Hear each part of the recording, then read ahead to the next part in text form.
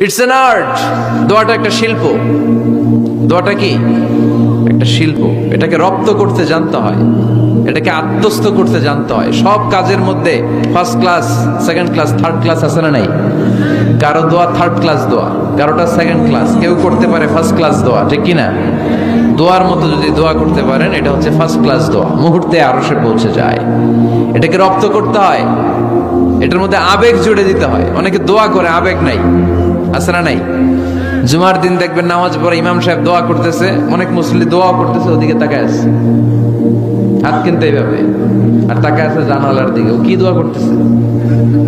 কথা বলেন, আছে না নাই? এই জন্য দোয়াটা করবেন কায় মনোবাক্যে, খুব আন্তরিকতা দিয়ে, হৃদয় থেকে। আপনার চোখের পানি যেন ঝরে। চোখের পানি যদি কোনো দোয়ার মধ্যে পড়ে, আপনি বুঝে যাবেন এই দোয়া আল্লাহর কাছে কবুল।